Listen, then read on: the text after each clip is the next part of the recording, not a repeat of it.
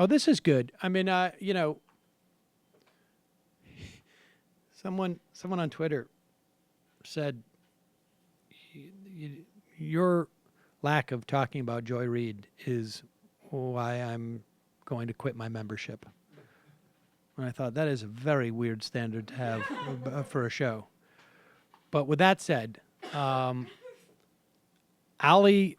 Velshi, who, largely speaking, I think I wouldn't agree with a lot of his other positions, I have a feeling. But because he's Canadian, like our prior caller, he realizes that our healthcare system is ridiculous. And universal healthcare is possible in this country. And here he makes that argument. People want, but is almost certainly not on the table, is insurance for everyone, no matter who. For fact's sake, I take a look at how universal health care is possible, and we're not just talking single payer.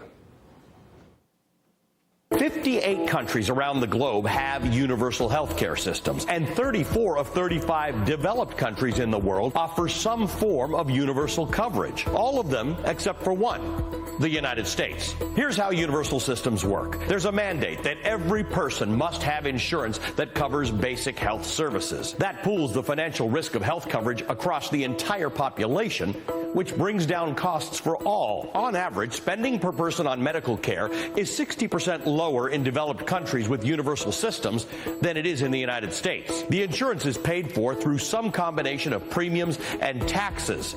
Those payments help subsidize coverage for the people who can't afford it. Now, that's very different from the current American health system, where thousands of different parties, private, some public, and some individual, chip in a bit, while millions of people still go without insurance because it's too costly. Calls for a universal system in the United States go back decades, but all attempts so far have failed. Still, new polling by Pew suggests that 60% of Americans think the federal government should be responsible for guaranteeing health care for all.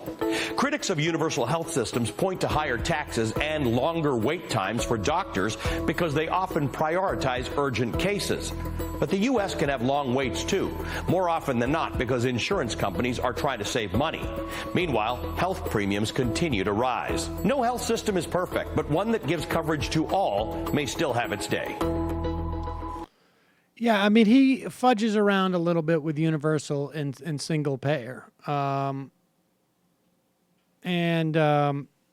And fudges around a little bit with what Americans want. But the basic point is there, and I think it's helpful for people to sort of broadly begin to accept the idea that healthcare should be more or less, I mean, really, basically a right for everyone. Now, I think where he gets that wrong is that part of the problem is premium control, but a big part of the problem is the cost of medicine in this country. And the benefit of having a single-payer system, or a primarily single-payer system, you know, where you have ancillary private care if people want to get additional insurance, is that you have essentially one buyer who can determine the efficacy of treatments in certain situations and who can drive down the cost of medicine.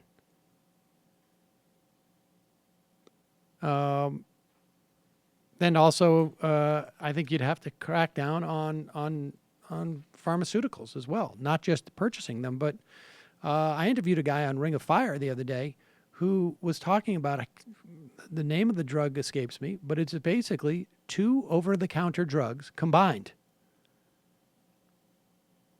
And then with an exorbitant cost that they then push as a prescription drug. And doctors are, you know, oh, this is a new drug. Innovation.